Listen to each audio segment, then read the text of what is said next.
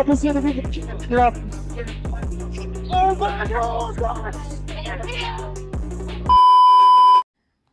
is how everyone saw Max Verstappen before 2025.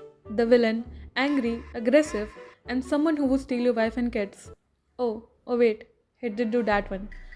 Anyways, the amount of hate and criticism this man received was for the most part completely unnecessary and undeserved. With the kind of hate he was getting, you would think he must have said something outrageous, like telling someone they only won because of luck, or that they only won just because their car was good. Hypothetically, of course. But Max didn't do any of that. All he did was race fast as hell, drive like his rent was due, and mind his own damn business. When you really look at it, rather than being a villain, he was more of a victim in many situations.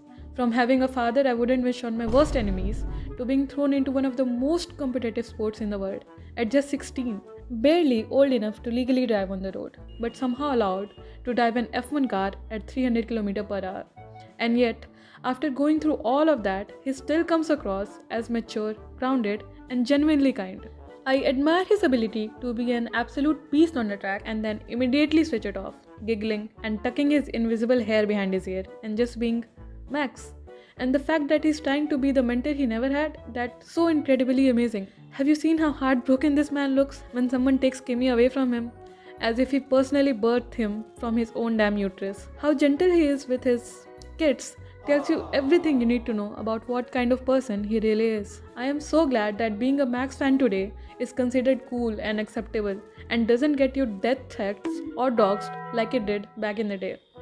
Because at the end of the day, he's just a semi-silly man with a generational talent. And his love for racing runs so deep that I'm convinced he races in his fucking sleep. He's the literal embodiment of doing it for the love of the game. So yeah, maybe he's not as much as the villain everyone once made him out to be.